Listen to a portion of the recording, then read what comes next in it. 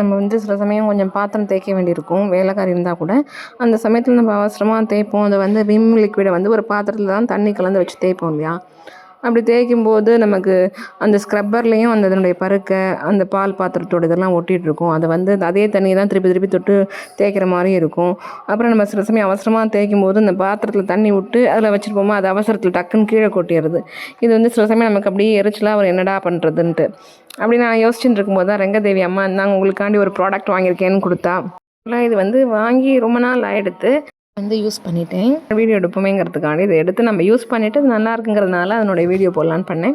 இதில் வந்து 3 பார்ட் மாதிரி கொடுத்துருக்கான். பேஸ்மெண்ட்டில் ஒரு இது மாதிரி பிளாஸ்டிக் ஜார் ஒன்று இருக்குது. அதில் வந்து நம்ம விம் லிக்விட் தண்ணி கலந்து வச்சுக்கலாம்.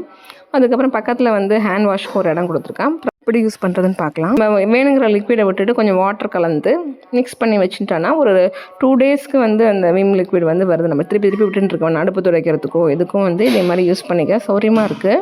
அப்புறம் ஹேண்ட் வாஷையும் பக்கத்தில் இருக்க ஒரு பார்ட்டிஷன் மாதிரி ஒன்று கொடுத்துருக்கோம், அதில் விட்டுண்டாச்சு.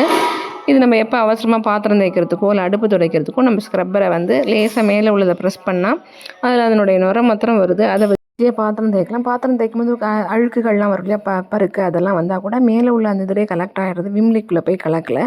பாத்திரம் தேய்க்கிற விம் லிக்விட் கிளியராகவே இருக்குது. பாத்திரம் வாஷ் பண்ணிவிட்டு கையும் வந்து நம்ம லிக்விட் விட்டு வாஷ் பண்ணிடலாம், நமக்கு நீட்டாக இருக்கும். இது வந்து ரொம்ப சௌரியமாக இருக்குது. நான் நிறைய யூஸ் பண்ணிட்டேன் ரெங்கதேவி வாங்கி கொடுத்ததுக்கப்புறம். அதனால் எனக்கு பிடிச்சிருந்ததுனால அது ஒரு வீடியோ போடலான்னு போட்டேன். அப்புறம் எப்போதுமே பாத்திரம் வாஷ் பண்ணிட்டு நம்ம ஸ்க்ரப்பரையும் வந்து நல்லா வாஷ் பண்ணிட்டு வச்சிடலாம், நமக்கு க்ளீனாக இருக்கும். அப்புறம் என்னுடைய லிங்க் வேணால் நான் ஷேர் பண்ணுறேன், போய் பாருங்கள். தேங்க்யூ ஃபார் வாட்சிங் மை சேனல்.